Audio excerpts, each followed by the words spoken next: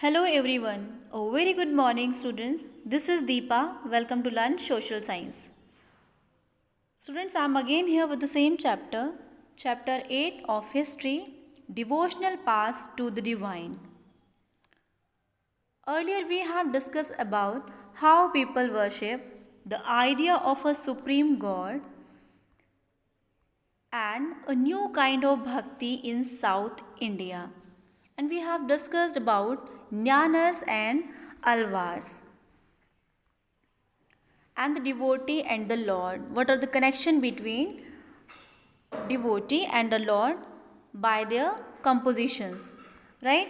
So today we'll start from Basavana's Veer Shaivism, right? So let's start. We noted earlier the connection between Tamil Bhakti movement and temple worship. This in turn led to a reaction that is best represented in the Veer Shaiva movement initiated by Basavana and his companion like Alamma Prabhu and Akka Mahadevi. This movement began in Karnataka in the mid-12th century. The Veer Shaivas urged strongly for the equality of all human beings and against Brahmanical ideas about caste and the treatment of women. They were also against all form of rituals and idol worship. Right? ये जो बसवन्ना थे इनका वीर शैविज्म यानी कि इनका वीर शैववाद हम लोग discuss करेंगे इसमें। जो ये तमिल भक्ति मूवमेंट्स थे और टेम्पल वर्शिप वगैरह थी, तो उसमें हमने क्या किया कि ये देखा था कि क्या कनेक्शन है तमिल भक्ति मूवमेंट और टेम्पल वर्शिप के बीच में। This in turn led to a reaction, उसी के एक तरीके से कह सकते हैं प्रतिक्रिया के रूप में जो वो बसवन्ना थे और अलम्मा प्रभु जो उनके कंपेनियंस थे और अक्क महादेवी, वो उन सभी साथियों के बीच में वीर शैव आंदोलन स्टार्ट हुआ और उनकी जो चीज़ भक्ति आंदोलन और मंदिर पूजा के बीच में जो रिलेशन थे वो इन लोगों के बीच में भी दिखते थे। इनके भी जो टीचिंग्स रहती थी इनकी और इनके वर्शिप करने के तरीक़ों में दिखते थे। ये आंदोलन जो था, ये वीर शैव मूवमेंट जो था, ये initiated by Basavanna and his companion, जिनका हम लोग डिस्कशन किया अलामा प्रभु एंड अक्क महादेवी। ठीक है, हम कह सकते हैं कि ये जो भक्ति आंदोलन और मंदिर पूजा के बीच में एक जो संबंध था, ये जो है उसी का परिणाम था जो कि बसवन्ना और अलामा प्रभु और अक्क महादेवी के साथियों ने मिलकर के वीर शैव आंदोलन स्टार्ट किया। उसमें ये सब दिखाई देता था। ठीक है, और ये आंदोलन जो था ये 12वीं शताब्दी के बीच में कर्नाटक में स्टार्ट हुआ था। वीर शैव लोग जो थे वो सभी व्यक्तियों की समानता के पक्ष में थे, यानी ठीक है ना, वो equality of all human beings के फेवर में थे and they were against Brahmanical ideas. वो किसके अगेंस्ट में थे? ब्रह्मानिकल आइडियाज़ के, जो कि about cast and treatment of women, यानी कि जो नारी के प्रति व्यवहार है और जो कि हम कह सकते हैं डाउन ट्रोडन सोसाइटी के मेंबर्स हैं, जो लोअर कास्ट के लोग हैं, उनके बारे में जो उनका मत था या उनकी जो विचारधारा थी उसके ये अगेंस्ट में थे। They were also against all form of rituals and worship, idol worship. ये लोग कर्मकांड यानी जो हमारे रिचुअल्स होते हैं, कर्मकांड और आइडल वर्शिप के अगेंस्ट थे। ठीक है, मूर्ति पूजा के विरोधी थे। Right, after that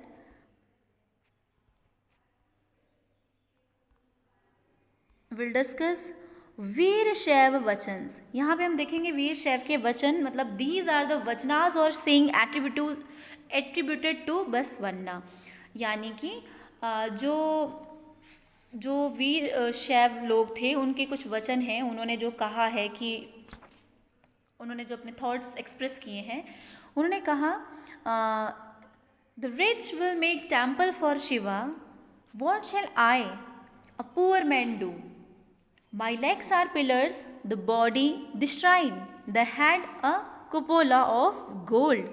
Listen, O Lord of meeting rivers, things standing shall fall, but the moving ever shall stay, यानी कि वो रुकी रहेगी। इसमें क्या था, हमने जो बसवन्ना की ऑफरिंग थी भगवान के जो पूजा करने का वो था, उसमें हमने ये देखा कि वो भगवान से क्या कह रहा है कि जो रिच लोग हैं यानी कि जो धनवान लोग हैं वो क्या करेंगे, धनवान लोग क्या करेंगे, मंदिर बनवाएंगे, लेकिन मैं क्या करूँगा, मैं तो कोई भी मंदिर नहीं बनवा सकता। तो उन्होंने कहा कि जो मेरी लेग्स हैं वो पिलर्स हैं, यानी कि मंदिर के स्तंभ हैं, और जो मेरी बॉडी है वो एक धार्मिक स्थल है, और जो मेरा सिर है वो मंदिर के ऊपर जो हम कुपोला होता है, जो छतरी होती है वो है, जो कि सोने की बनी हुई है। और उन्होंने कहा कि सुनो, लॉर्ड ऑफ मीटिंग रिवर्स, नदी संगम के प्रभु, जो खड़ी हुई चीज़ें ये तो कभी ना कभी गिर ही जाएंगी, लेकिन जो चलने वाली चीज़ें हैं वो सदा चलती रहेंगी, but the moving ever shawl stage, वो सदा चलती रहेंगी। इसका मतलब ये है कि वो ये कहना चाहते हैं कि जैसे कोई भी टेम्पल्स होंगे वो क्या हैं कभी ना कभी तो गिरेंगे, लेकिन जो हमारे विचार हैं वो generation to generation pass on होते चले जाएंगे, और क्या होगा कि वो लोग जो भी अपनी चीज़ें सीखेंगे या दूसरों को अपनी टीचिंग्स रहेंगे, ऑफरिंग्स के वे बताएंगे, और जो प्रीच करेंगे, टीचिंग्स जो अपनी बताएंगे, वो कहीं ना कहीं generation to generation pass on होती रहेगी और लोगों के बीच में रहेगी हमेशा। The saints of Maharashtra, Maharashtra के जो संत लोग थे, देखिए ऑन द पेज नंबर 8 एक इमेज दी हुई है आपके बुक में, दी होगी आपके यहाँ पर, जिसके बारे में डिस्कशन कर रहे हैं हम लोग। The Vaishnava poet saint of Maharashtra such as Jnaneshwar, Namdev, Eknath, Tukaram व devotee of lord Vitthal. Devotion around Lord Vitthal gave rise to the Varkari sect, which lay emphasis on an annual pilgrimage to Bandhanpur. Right students? तो जो ये figure 2A है, विट्ठल का temple है, जो कि कहाँ पर है, पंढरपुर में है, जो कि ये मंदिर कहाँ पर है, पांढरपुर में है। उसके बारे में बताया गया है कि जो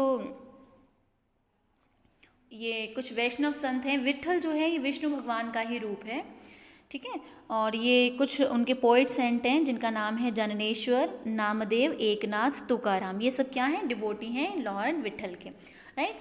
तो now will start the saints of Maharashtra. From the 13th to 17th century, Maharashtra saw a great number of saint poets whose songs in simple Marathi continue to inspire people. The most important among them were the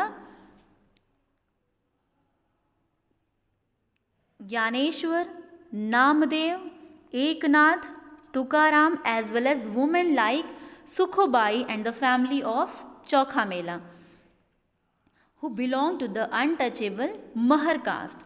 This regional tradition of bhakti focused on Vitthal, a form of Vishnu temple in Pandharpur, as well as on the notion of a personal God residing in the hearts of all peoples. Right student?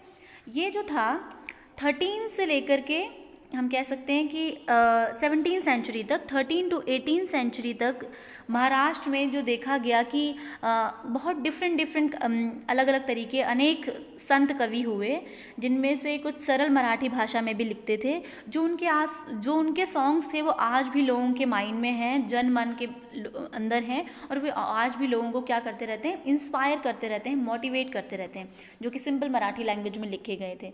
Most important था उसमें से क्या, जो ये ज्ञानेश्वर थे और नामदेव और एकनाथ और Tukaram, as well as women like Sakhubai and family of Chokhamela, यानी कि जो ज्ञानेश्वर, नामदेव, एकनाथ ये लोग जो थे, और कुछ स्त्रियां भी थीं जैसे कि सखुबाई और चोखामेला का परिवार, ये लोग अनटचेबल से थे, मतलब अश्य जिनको टच नहीं किया जाता, ऐसी कम्युनिटी से थे, यानी कि महार कास्ट के थे, ठीक है। ये भक्ति का जो ये तरीका था, ये क्षेत्रीय परंपरा पंढरपुर में विष्णु भगवान के लिए से रिलेटेड थी, लोगों के मन में, जो भी जितने भी लोग थे उनके मन में, और जो एक ईश्वर की जो जगह थी वो विट्ठल भगवान के लिए और उनसे रिलेटेड विचारों पर ही लिखी गई है। ओके स्टूडेंट्स, उनके विचार हमें इसमें दिखे हैं, ठीक है। अब ये एक तरीके से देखो ईश्वर संबंधी विचार हैं, पर ये व्यक्तिगत देव हैं, जैसे कि उन्होंने बोला विट्ठल है ना, ये रूप तो विष्णु भगवान का ही है, बट विट्ठल की पूजा करते हैं ये सारे लोग, ठीक है। These saints' poets rejected all form of ritualism, outward display, and piety of social differences based on birth. In fact, they even rejected the ideas of renunciation and preferred to live with their families, earning their livelihood like any other person, while humbling serving fellow human beings in need. A new humanist idea emerged as they insisted that bhakti. Okay, student. Uh, which bhakti lay in sharing other pain, as famous Gujarati saint Narsi Mehta said, they are Vaishnavs who understand the pain of others, right? Students, ये आपने सुना भी होगा, वैष्णव जन तो तेने कहिए पीर पराई जाने रहे, है ना। ये गांधी जी को बहुत ये सॉन्ग पसंद था और ये आपने काफ़ी सुना भी होगा। तो इसका मतलब यही है कि भगवान के जन वही हैं जो दूसरों की परेशानियों को समझ सकते हैं, right. So here's a discussion of that. ये जो सेंट्स थे, इन सभी कवियों ने क्या किया, किसी भी टाइप के रिचुअल्स थे, जो ऑल फॉर्म्स ऑफ रिचुअल थे, इनको बाइकआउट किया, उनके अगेंस्ट में रहे, और उन्होंने जो ढोंग करते थे लोग, उनसे कहा कि जन्म पर आधारित जो सामाजिक अंतर है, यानी कि जो बाय बर्थ जो डाउन टोडन सोसाइटी के मेंबर्स हैं या फिर जो लोअर कास्ट में जन्म लिए हैं, जो उनके बीच में जो सोशल डिफरेंसेस लोगों ने क्रिएट किए हैं, वो उसके अगेंस्ट थे, ठीक है। एंड वो और इवन वो रिनंशिएशन को भी प्रेफर नहीं करते थे। रिनंशिएशन मीन्स क्या होता है, संन्यास, संन्यास के भी विरोधी थे। वो कहते थे कि जो संन्यास के विचार हैं इनको भी ठुकरा दिया उन्होंने, और कहा कि जो अन्य व्यक्ति हैं जो कि अपनी लिवलीहुड को अर्न करते हैं, यानी रोज़ी रोटी कमाते हैं और परिवार के साथ अच्छे से और ज़रूरतमंद की हेल्प करते हुए लाइफ को जीते हैं, वो व्यक्ति ज़्यादा सही हैं, ठीक है। और जो दूसरों की सेवा करें, ठीक है, जीवन बिताने को फैमिली में रहकर जो लाइफ को स्पेंड कर रहे हैं वो ज़्यादा बेटर हैं। उन्होंने कहा कि इस बात पर भी बल दिया कि जो असली भक्ति है वो दूसरों के दुख को बांट लेने में है, ठीक है। और वो ये कहते हैं ये ह्यूमनिस्ट थॉट है, मानवतावादी विचार है। और जो एक सुप्रसिद्ध गुजराती नरसी मेहता हुए हैं, उन्होंने ये गाना गाया था, वैष्णव जन तो तेने कहिए पीर पराई जाने रे, ठीक है, जो दूसरों के कष्ट को समझ सकें, right. Questioning the social order, this is a abhang Marathi devotional hymn of saint Tukaram. ये जो है एक मराठी भक्ति गीत है, इसको अभंग बोलते हैं, और ये संत तुकाराम जी का है, ठीक है। देखते हैं। He who identifies with the battered and the beaten, mark him as a saint, for God is with him. He holds every forsaken man close to his heart. He treats a slave as his own son. Says Tuka, I won't be tired to repeat again, such a man is God in person. ठीक है, इन्होंने कहा कि ये जो questioning है, इन्होंने जो सामाजिक अंतर रहे हैं, जो सामाजिक व्यवस्था है, उसके ऊपर एक प्रश्न चिन्ह लगाया है, उसे क्वेश्चन किया है कि ऐसा क्यों है ना। उन्होंने कहा कि तुकाराम जी ने कहा कि जो दीन दुखियों की और पीड़ितों को अपना समझता है वही संत है, क्योंकि वो उसकी के साथ ईश्वर है, और वो हर व्यक्ति, जिसे हर व्यक्ति ने त्याग दिया है, जो हर तरफ से परित्यक्त है, व्यक्ति को भी अपने दिल से लगा ले, जो व्यक्ति दूसरों को, जो जिसका कोई भी नहीं है उसको भी अपना बना ले, वो एक दास के साथ भी अपने पुत्र जैसा व्यवहार करता है, राइट। कि जो लोग थोड़ा डाउन टोडन सोसाइटी से होते, लोग जनरली क्या करते हैं, उनके साथ जो लोग थोड़ा पुअर भी हैं उनके साथ भी लोग अच्छे से ट्रीट नहीं करते हैं, लेकिन उनको भी जो अच्छे से कोई ट्रीट करे, अपने बेटे जैसा व्यवहार करे, तो वो ही सच में मतलब एक तरीके से ईश्वरीय गुण वाला व्यक्ति है। तुकाराम जी ने ये भी कहा कि मैं ये कहते कहते कभी नहीं थकूंगा कि ऐसा व्यक्ति क्या है, स्वयं ही ईश्वर है, ऐसा व्यक्ति स्वयं ही ईश्वर है। I won't be tired to repeat such again, such a man is God in person, ठीक है। एंड नेक्स्ट है, और एक अभंग से ही कंपोज हुई, अब ये चोखा मेला के बेटे की एक कंपोजिशन है, कह सकते हैं, एक उन्हीं के पुत्र के द्वारा रचित पोइट्री के फॉर्म में है। You made us low caste, why don't you face that fact great lord, our whole life leftover food to eat. You should be ashamed of this. You have eaten in our home. How can you deny it? Chokha's son, Karma Mela ask, why did you give me life? उन्होंने कहा कि हे भगवान, तुमने हमें नीची जाति में क्यों बनाया? भगवान, आप खुद तो ये स्थिति स्वीकार करके देखिए, तब आपको पता चलेगा हमको कितना पेन होता है। हमें जीवन भर क्या करना पड़ता है? लेफ़्ट ओवर खाना पड़ता है, जूठन खाना पड़ता है, और इसके लिए हम भगवान, आपको शर्म आनी चाहिए कि आपने हमारे को ऐसी ज़िंदगी दे दी। तुम तो हमारे घर में भी खा चुके हो और इससे तो आप कभी इनकार नहीं कर सकते हो। आपने देखा होगा कि भगवान श्री राम ने शबरी के बीच जूठे बेर खा लिए थे, राइट। जब व्यक्ति के अंदर बहुत भक्ति होती है तो भगवान ये नहीं देखते हैं कि वो लोअर कास्ट का है, कि वो अपर कास्ट का है, कि वो ब्राह्मण है, कि वो शूद्र है, ये सब नहीं देखते हैं। भगवान सबको इक्वली ट्रीट करते हैं, क्योंकि हम सब क्या हैं? गॉड के ही संतानें हैं, राइट। तो फिर उन्होंने कहा कि आप तो हमारे घर में भी खा चुके हैं और आपने ये ज़िंदगी मुझे क्यों दी? ऐसी ज़िंदगी का मैं क्या करूँगा? ठीक है, ये क्वेश्चनिंग की है उन्होंने। Now will discuss about Nathpanthis, Siddhas and yogis, right.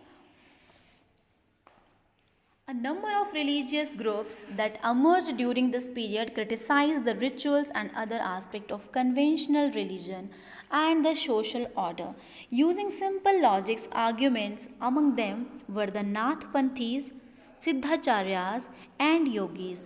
They advocated renunciation of the world. To them, the path to salvation lay in the meditation on the formless ultimate reality and the realization of oneness with it. To achieve this, they advocated intense training of the mind and body through practices like yogasanas, breathing exercise, and meditation. These groups became particularly popular among low caste. Their criticism and conventional religion created the ground for devotional religion to become a popular force in northern India. Right students, here you can see a image. ये है जैसे आग के आसपास जो लोग हैं, तपस्वियों का समूह बना हुआ है ना। देख रहे हैं, ये लोग तपस्वी लोग हैं जो हवन करते थे, पूजा करते थे। A fire side gathering of ascetics, जो तपस्वी लोग हैं। ओके, देखिए स्टूडेंट्स, ये नाथपंथीज और सिद्ध और योगी लोग है ना।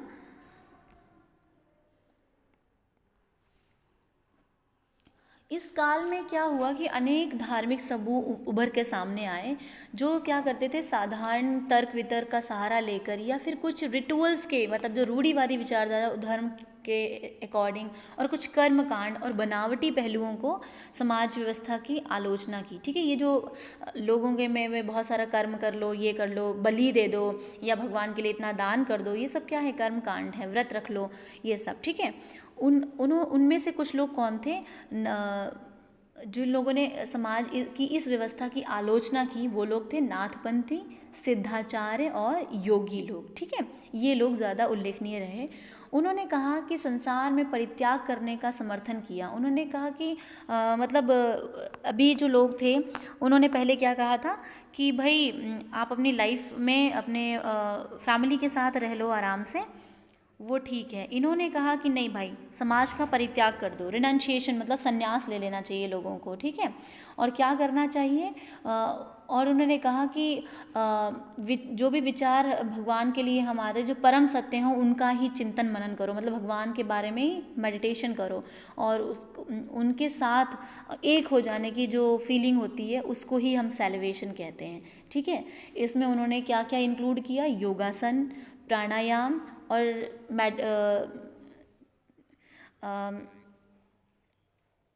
एक तरीके से हम कह सकते हैं चिंतन मनन जैसी प्रक्रियाओं को इंक्लूड किया, और शरीर को कठोर मतलब प्रशिक्षण दिया, यानी कि ट्रेनिंग जो थी वो बहुत टफ ट्रेनिंग दी बॉडी को, है ना। थ्रू प्रैक्टिसेस लाइक योगासना, कुछ तो योगासन वगैरह करके, ठीक है, कुछ प्राणायाम करके, है ना। और उन्होंने कहा कि इतनी टफ जो ट्रेनिंग मिलेगी उसको देने की आवश्यकता है, तभी हम मतलब कुछ भगवान को प्राप्त कर सकते हैं, सेलिब्रेशन मिल सकता है। और ये खास तौर पर जो लो कास्ट के लोग कहे जाते थे ना, ये बहुत लोकप्रिय हो गया। These groups became particularly popular among low caste. ये लो कास्ट में ये लोग बहुत पॉपुलर हो गए। एंड उनके द्वारा कुछ रूढ़िवादी जो धर्म की आलोचना ने भक्ति मार्गीय धर्म के लिए आधार बना दिया। उन्होंने एक बेस डेवलप कर दिया भक्ति के लिए, जो मार्ग था उसके लिए। और उन्होंने आगे चलकर क्या, ये जो इस तरह की जो उनकी टीचिंग्स थी और जो उन्होंने भी जो कुछ भी कहा नाथपंथी और सिद्ध और योगी लोगों ने, ये फिर क्या हुई, नदर्न इंडिया में बहुत पॉपुलर हो गई। ठीक है, उत्तरी भारत में ये बहुत लोकप्रिय हो गई और आगे चल के लोग इसको काफ़ी मानने लगे। ठीक है, इन्होंने क्या क्या चीज़ों को एक्सेप्ट नहीं किया। इन्होंने कहा कि फैमिली के साथ नहीं रहना चाहिए और क्या करना चाहिए हमें, सेलिब्रेशन के लिए फैमिली को मतलब त्याग देना चाहिए, और हमको क्या करना चाहिए, योगासन करना चाहिए एंड ब्रीथिंग एक्सरसाइज करनी चाहिए, मेडिटेशन करना चाहिए। Right, so I hope students you will be able to understand. Tomorrow will discuss about Islam and Sufism. Okay, इसमें इस्लाम और सूफ़ी जो लोगों के मत थे उनके बारे में डिस्कशन करेंगे, सूफिज़्म के बारे में। Okay, so thank you students, stay tuned, take care.